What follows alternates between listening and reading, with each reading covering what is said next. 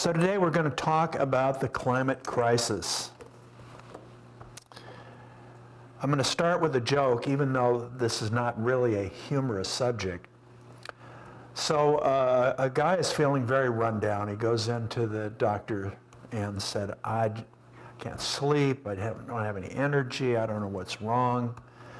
And the doc says, okay, I'm going to run some tests.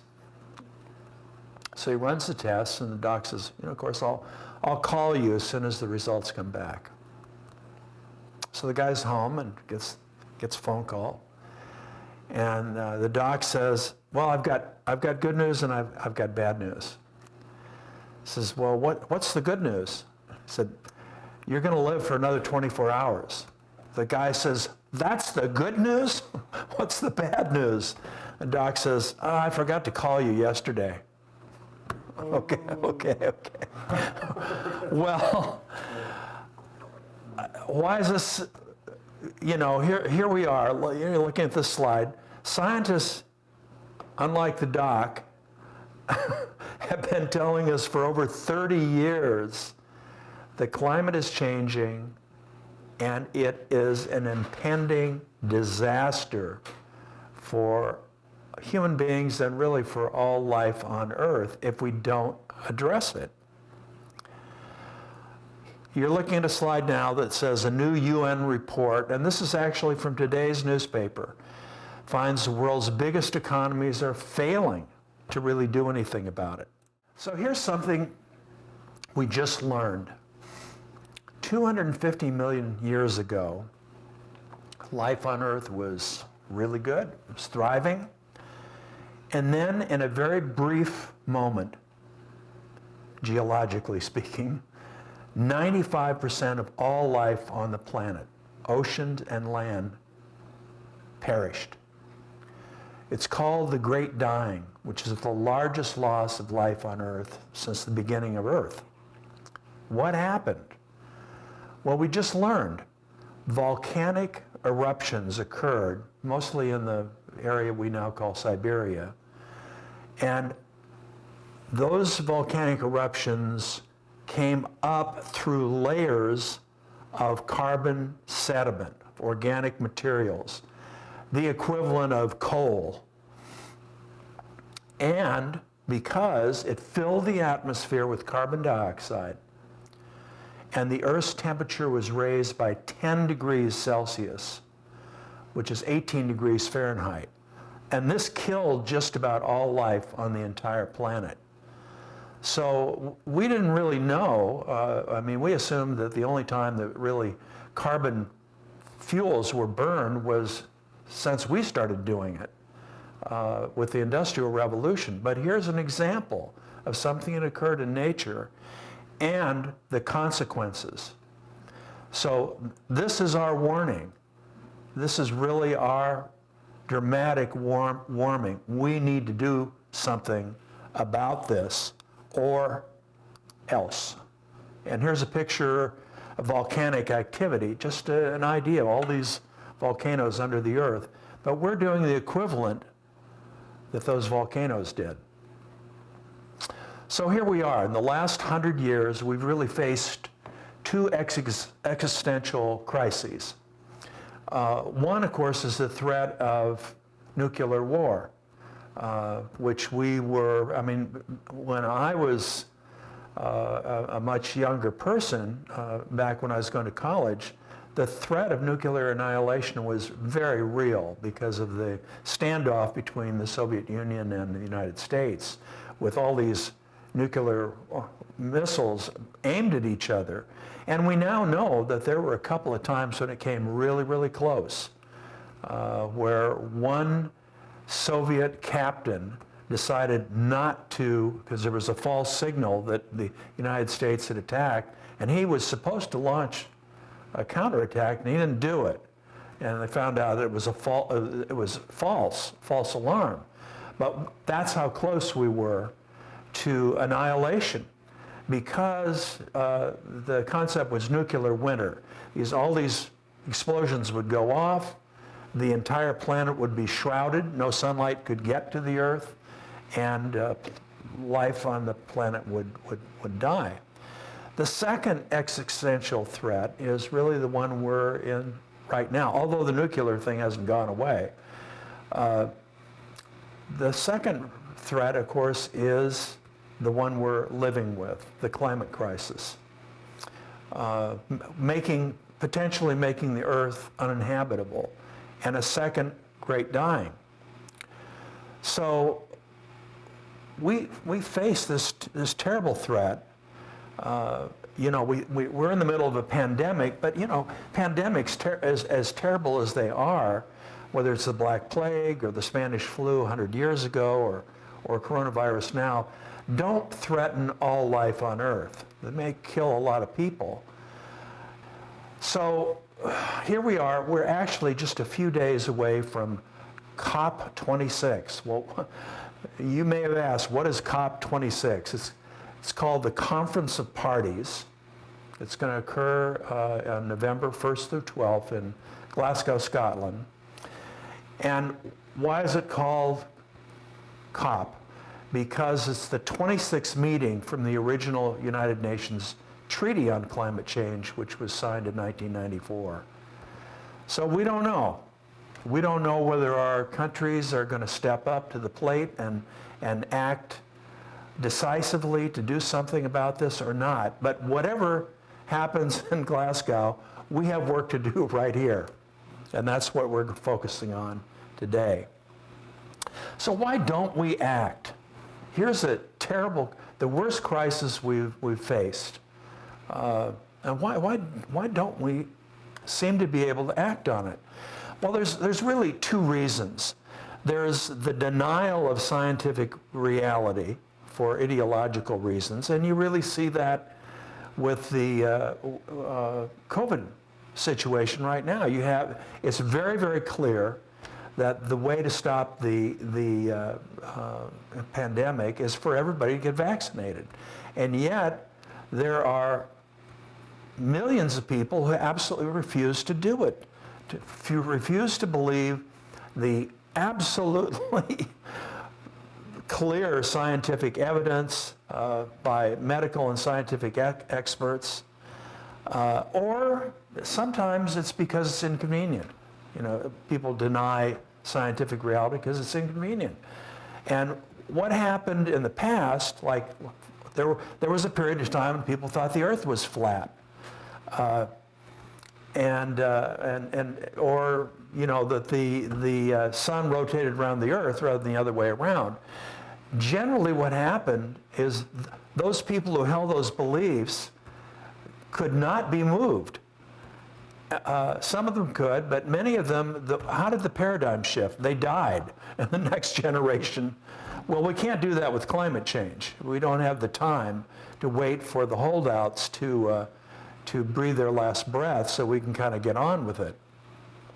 The other thing is that our corporate culture, our capitalistic culture, it provides a significant impediment for dealing with this crisis, because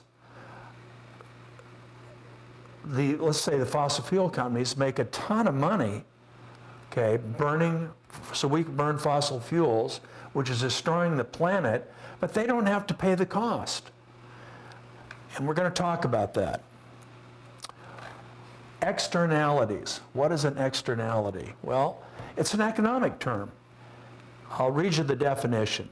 A cost or benefit caused by a producer that is not financially incurred or received.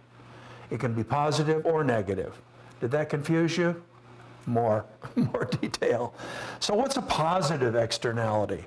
A company builds a new downtown office and places an acre of green space around that office for the public to enjoy. So you didn't pay for it, but you get to enjoy it. That's a positive externality.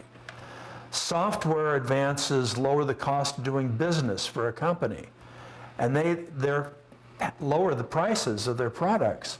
We all benefit, but we didn't pay for any of that, for the software advances.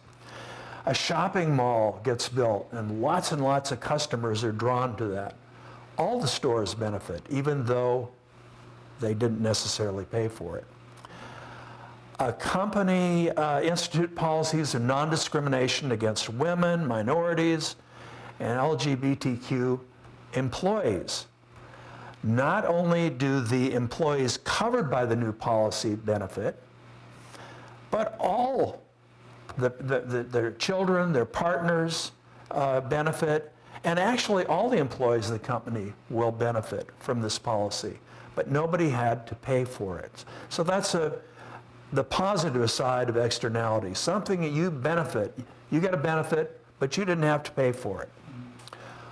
But the ones we're worried about are the other side of this equation, negative externalities.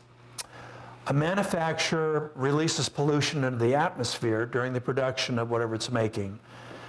The healthcare costs for the people who are affected by the pollution is not paid for by the polluter, it's paid for by you and me who have to breathe that air and have health problems, right? That's a negative one.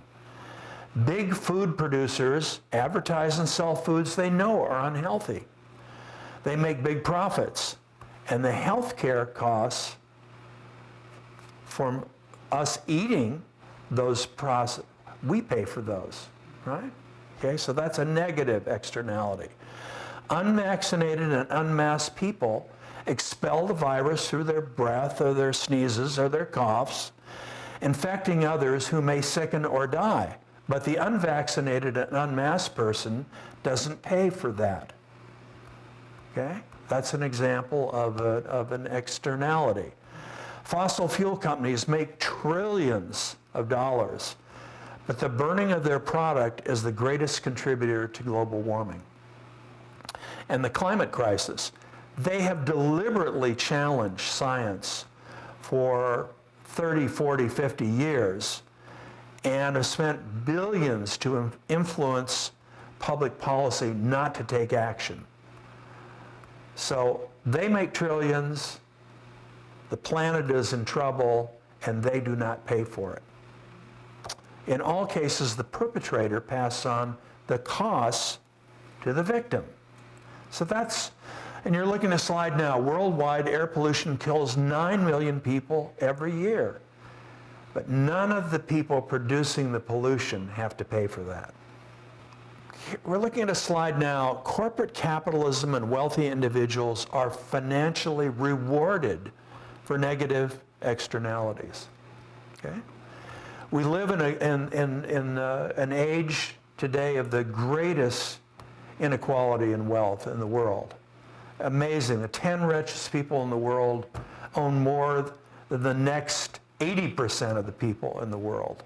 These companies are so wealthy that their wealth exceeds most of the countries in the world.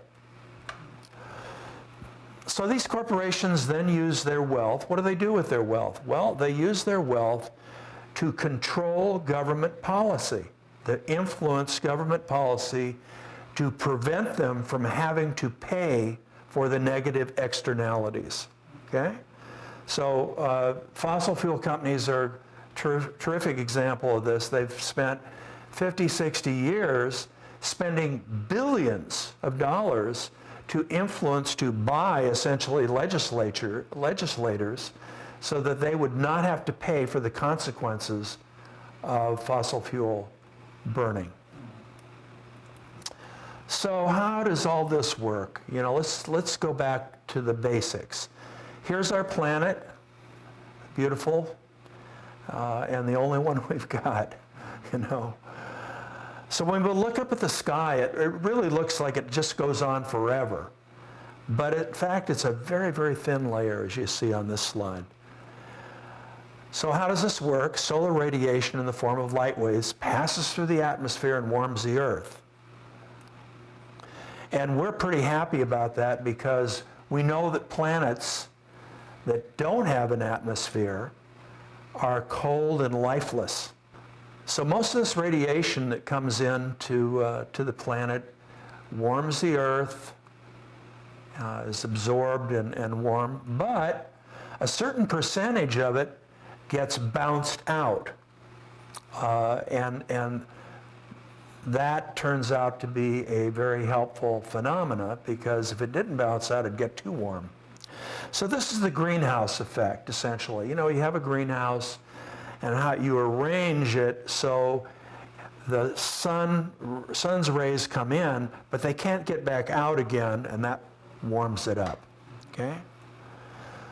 So even trapping a very small amount of radiant heat that would normally escape can have a very profound effect on the temperature of the planet. And what traps it? CO2, carbon dioxide, and methane also.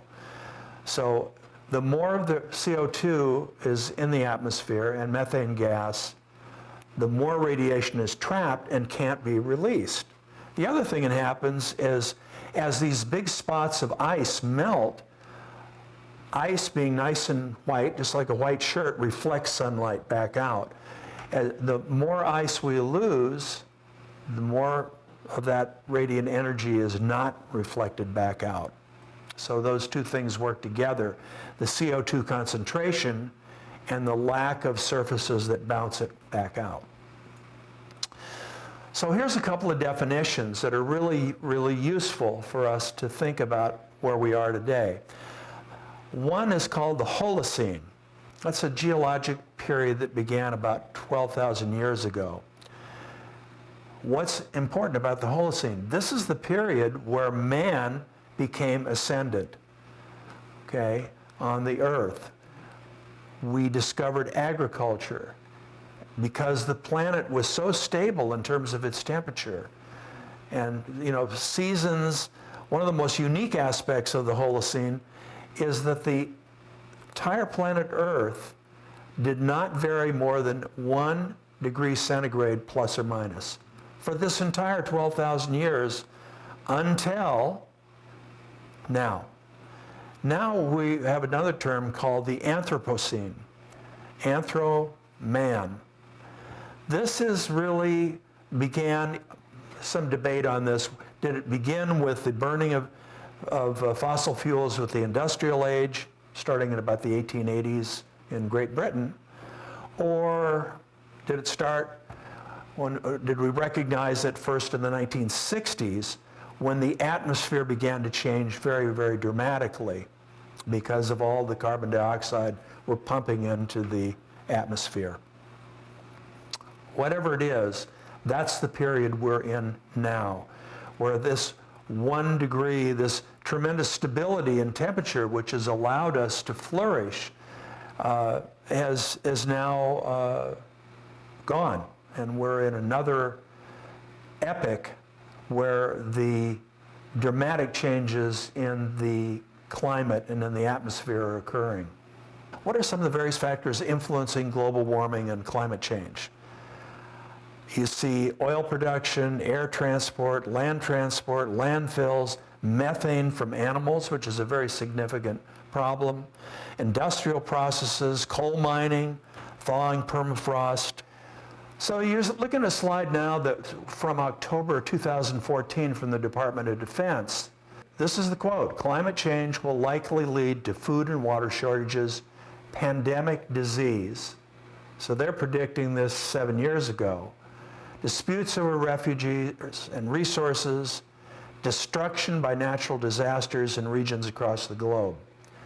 So again, we've been warned. And what's the largest source of global warming? Fossil fuels.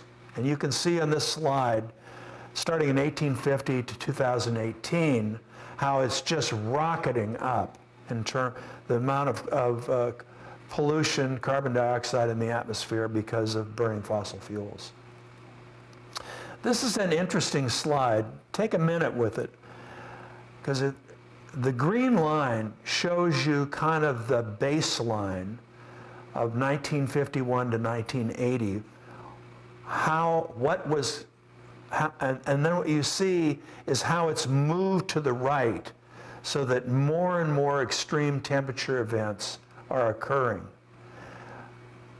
In the picture of 1951, 1980, and we're still in the Anthropocene, we still have a lot more carbon in the atmosphere than we used to. Nonetheless,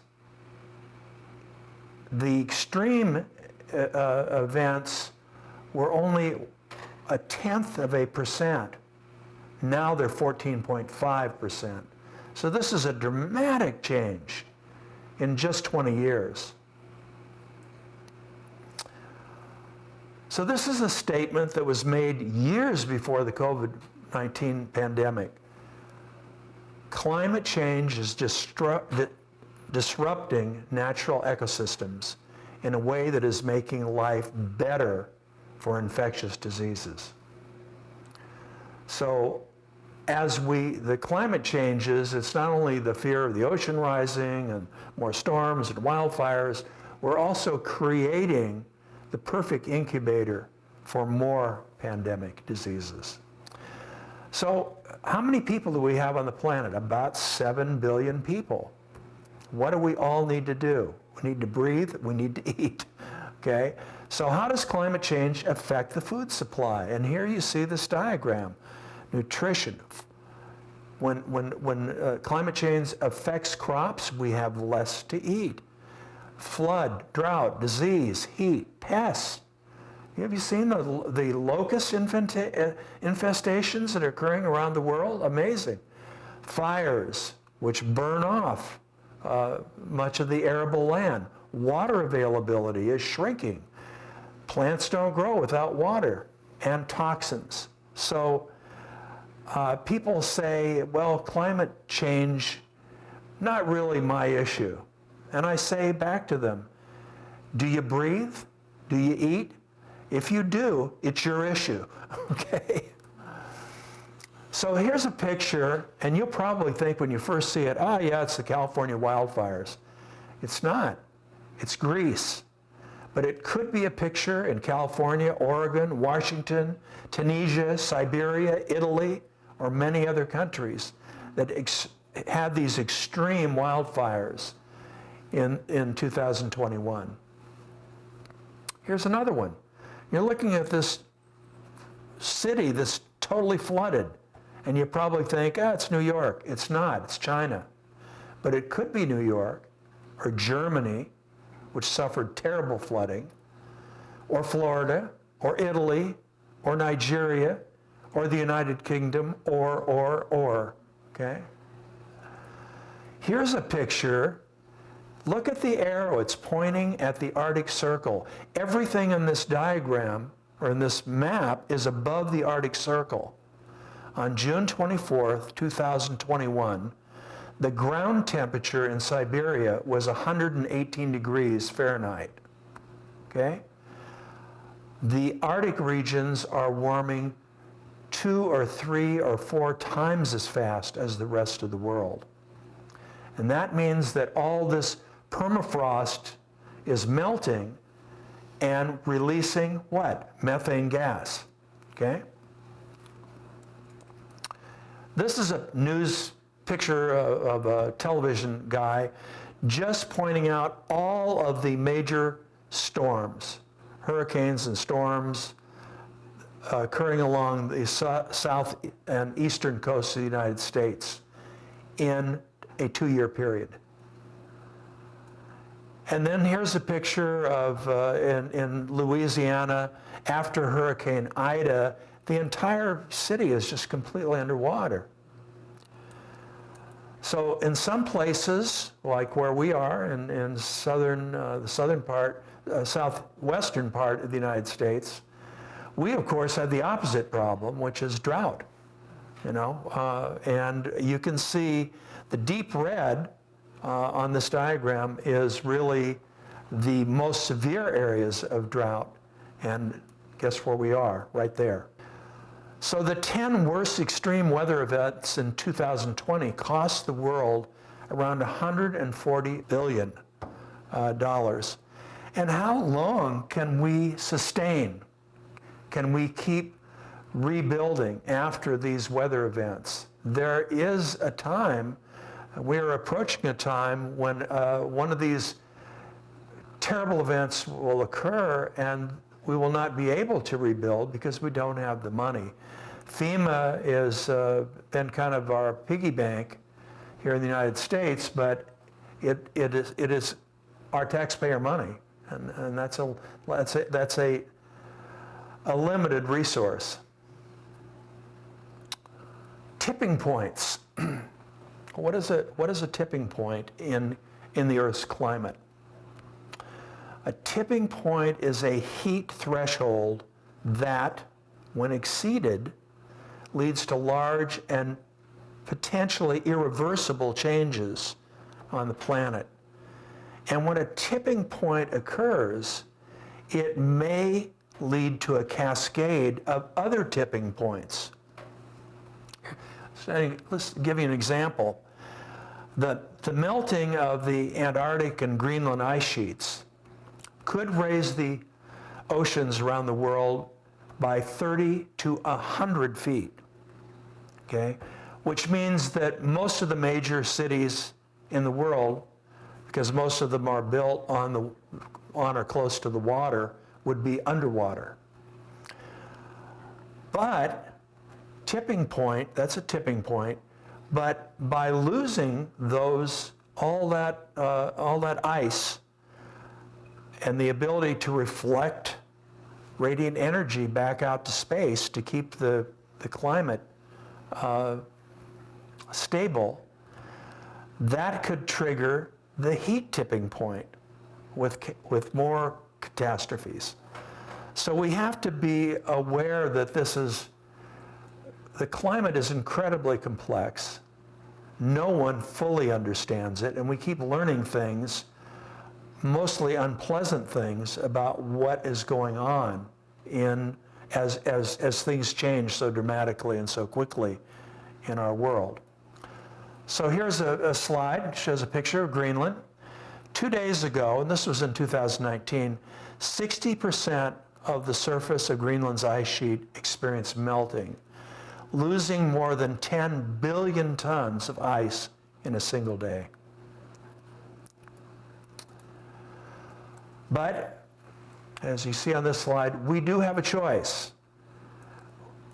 Do we want a green world, or do we want something like is depicted in Frank Herbert's book, Dune? Okay. So George DeLeon has described the term right living to describe what we teach in the therapeutic community. Personal honesty and integrity, accepting responsibility for our behaviors, honest concern about the welfare of others, and taking actions to help others. Really, another way of saying it is we believe in not producing negative externalities, right? Not making other people pay for what we do, okay?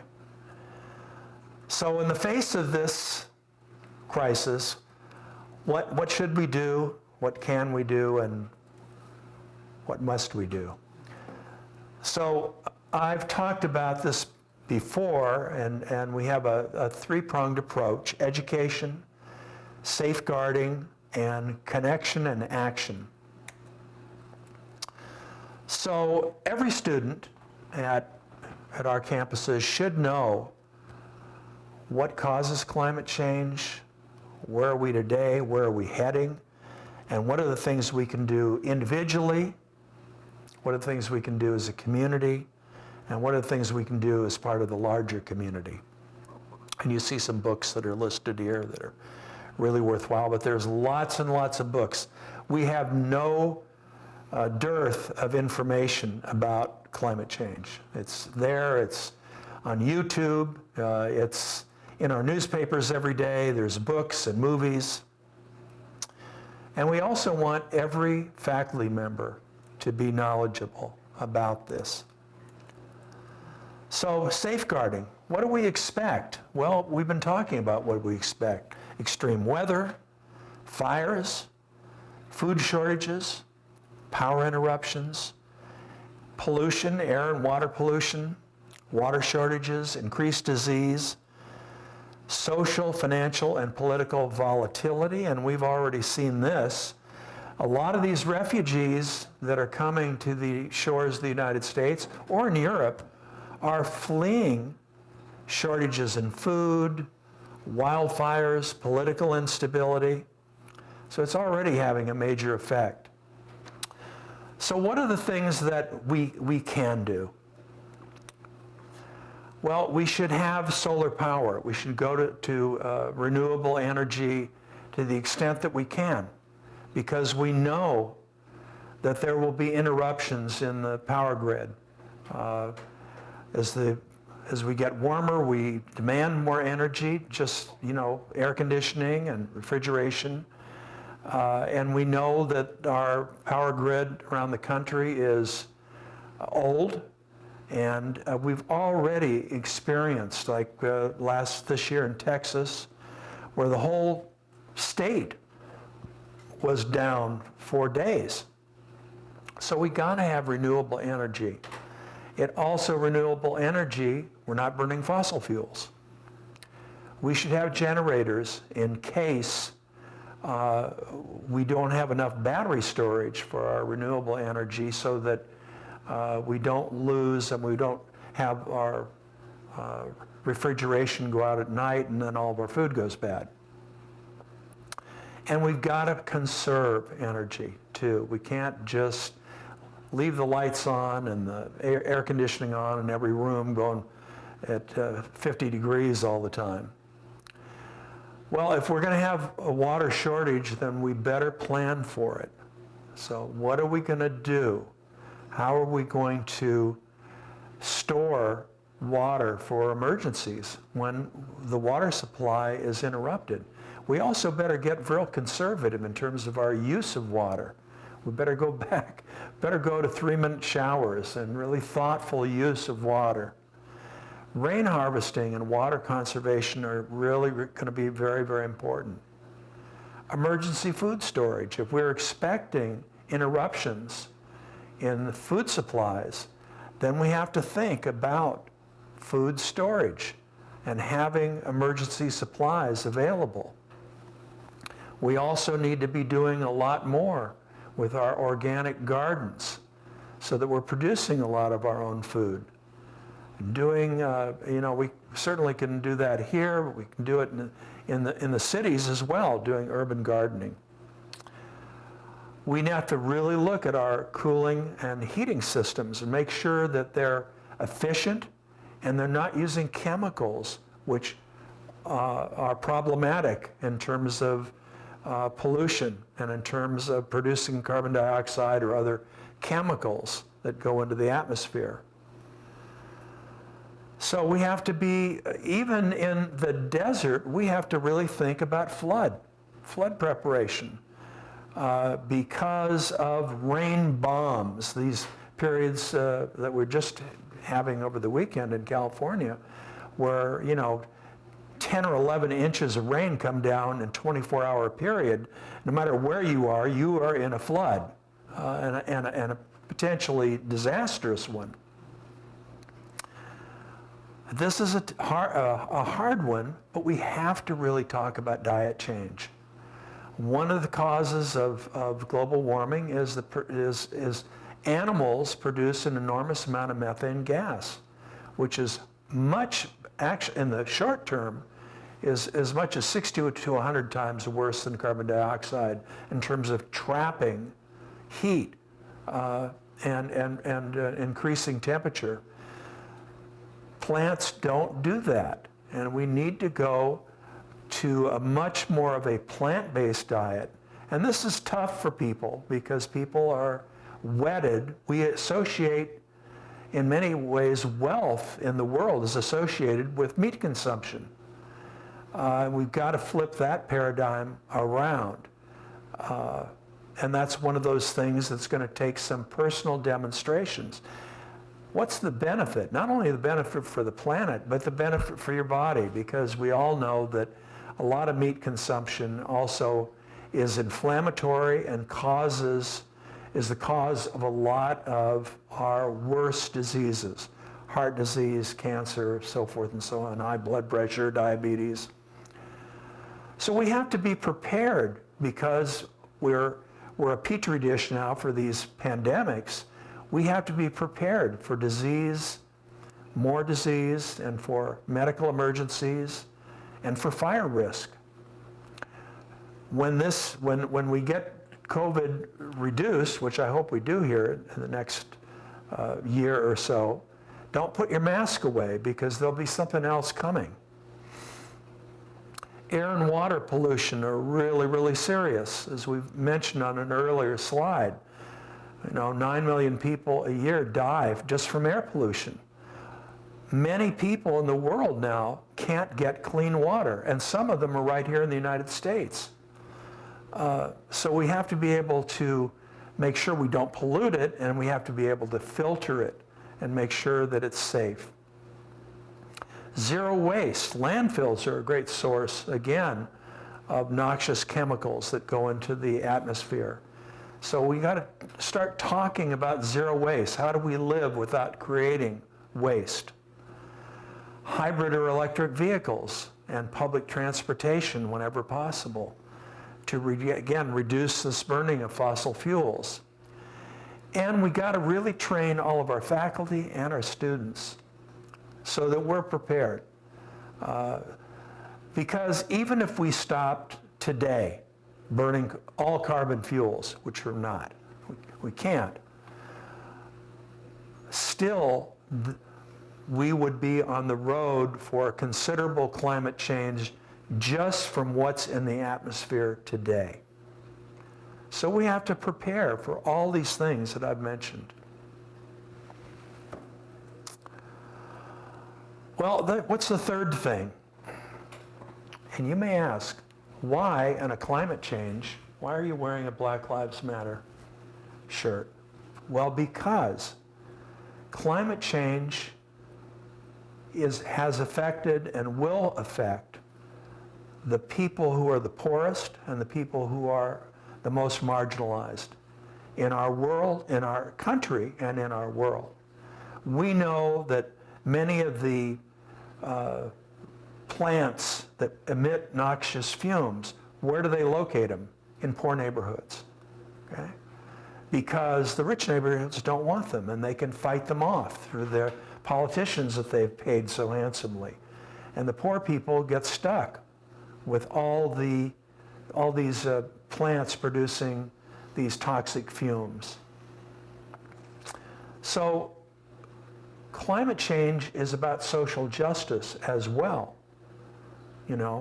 Our minority populations, our Native Americans, our African Americans, our poor Latinos, and many other of the minority communities will feel the brunt of climate change much more and much sooner than the people who are wealthy and who can fend it off longer. So we got to get connected and take action. We've got to get involved with local organizations where we live, because we can help them, they can also help us. This isn't a one-man show. We've got to get involved with national and international organizations and support them and have them hear our voices. Because at Amity, who do we represent the most? Minority communities. And we've got to get everybody who can to vote. We've got to vote for people who believe that climate change is a real problem and are willing to take action. This is a picture, a slide, lots of different, many different organizations that you can belong to that are deeply involved and committed to dealing with climate change. And here's a great picture. This is us with former Vice President Al Gore at the Climate Reality Conference in 2018. We were glad to participate, looking forward to doing more of that. It's a great organization. So we've got to go from just activism to voting. Activism has got to lead to voting, because that's how we change things.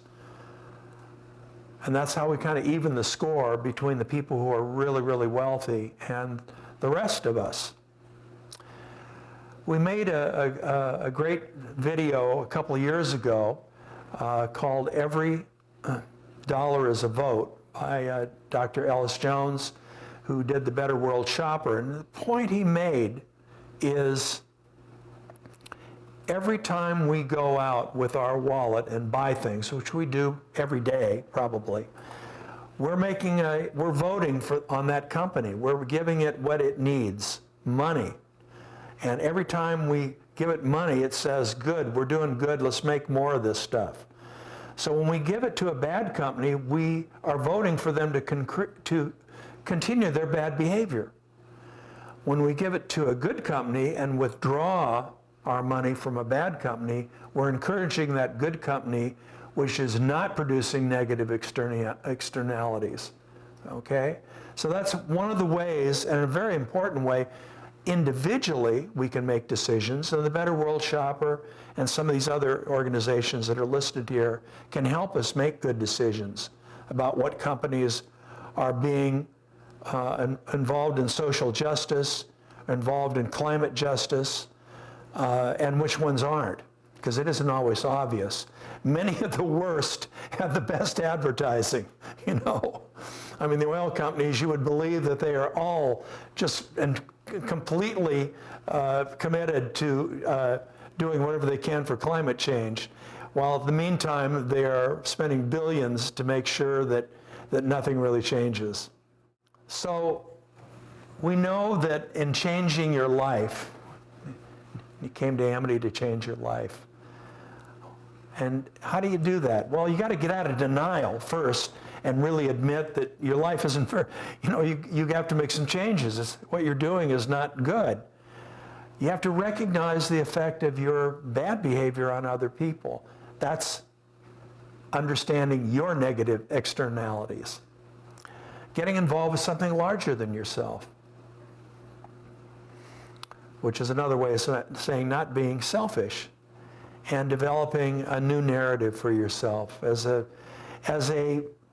person committed to social justice and living properly in the world where your life benefits others and does not negatively affect them. So here's a picture of Greta Thunberg, our teenage hero on climate change. How many people she has influenced is just amazing. And here she is, as you knew she would be doing something in Glasgow. So she's going to the climate strike on November 5th. On Friday, I'll join the climate strike, Glasgow, during COP26. Climate justice also means social justice, and that we leave no one behind. So we invite everyone, especially the workers striking in Glasgow, to join us. See you there. Well, we won't be there because we're not going to be in Scotland, but what can we do? We all have to do our part. What will you do as an individual? And what can we do here at Circle Tree Ranch? And I think I've outlined a lot of things we can do. We can start today, and we can continue and do our part, and hope that that inspires others to do their part. This is an emotional presentation for me. And why is that? I was born in 1943, so at the beginning of the Anthropocene, when our world began changing because of the activities of human beings burning carbon fuels and pumping them into the residue, the carbon dioxide, into the atmosphere, and placing us on a course, which we've talked about in this video, of an unimaginable suffering for future generations. Now, I'm at an age, at 78, where although I'm already experiencing, as you are, the effects of climate change, the wildfires, the tornadoes, the flooding, the drought, all these things, the pandemics. Nonetheless, it is unlikely that I will see in my lifetime the most dramatic and unendurable aspects of climate change. But my children will, and my grandchildren will. And so many of you at Amity who are young and so hopeful and so enthusiastic about life and about helping other people, you will experience this as it worsens. And I feel a responsibility to do whatever I can to inform, to educate, and to spur people to take action because of my fear of what is to come if we don't act. And a sense of also of responsibility because I didn't get it.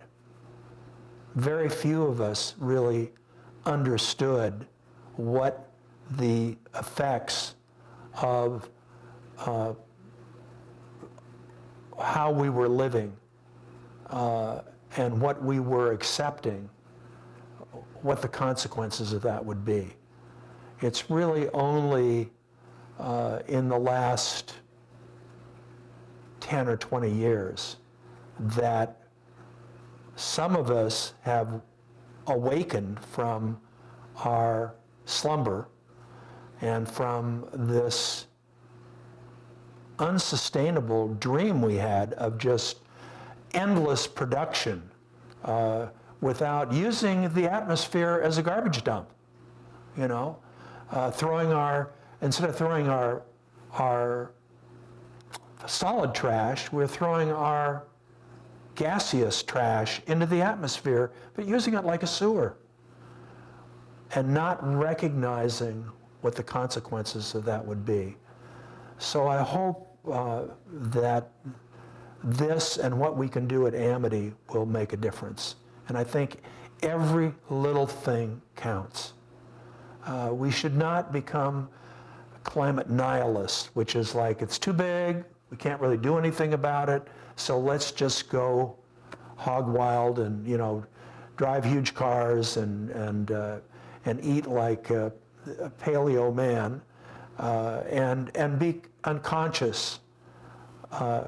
We have to really do the right thing for ourselves, for the people that we love, for the people we don't know who have just as much a right to have a good life as we do. So thank you.